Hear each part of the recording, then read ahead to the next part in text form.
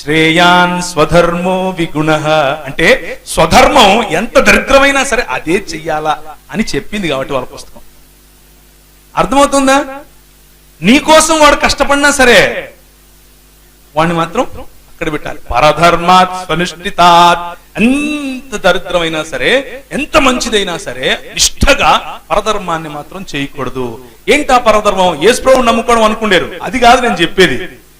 ఒక మహరు పోయి ఒక వారియర్ గా పని చేయకూడదు. ఒక మహర్ వెళ్ళి యుద్ధంలో చేయకూడదు. యుద్ధం చేశాడు కాబట్టి వాడిని మేము ఏం చేస్తాం? ఇప్పుడు దూరం పెడతాం. అర్థమవుతుంది కదా ఇప్పుడు ఎందుకు మనం ఈ మాటలు మాట్లాడుతున్నామో?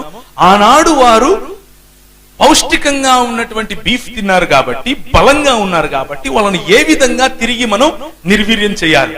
వారు పోరాడి గెలిచి వారికి పట్టం కట్టిన తర్వాత మూతికి ఒక ముంత కట్టండి, వెనకొక చీపురు కట్టండి, వాడు తిరగాలి.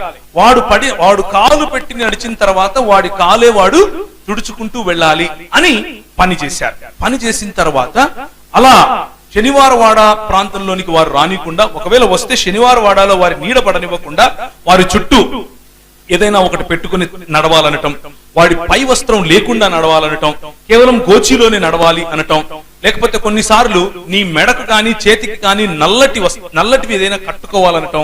నువ్వు శూద్రుని తెలియాలి, అందుకనే నల్ల మొలతాడులే అమ్ముతారు బయట. నువ్వు శూద్రుడు అని తెలియాలి.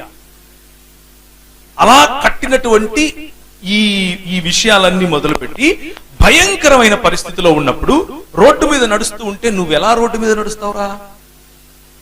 రోడ్డు మీద నడవడానికి నువ్వు మహరువి కదా, నువ్వు చమహారువు కదా, నువ్వు ఎరుకలవి కదా, నువ్వు యానాదివి కదా, నువ్వు మాదిగవు కదా, నువ్వు మాలవు కదా, నువ్వు నేత కానివి కదా, నువ్వు పింజారివి కదా, నువ్వెట్లా నడుస్తావు?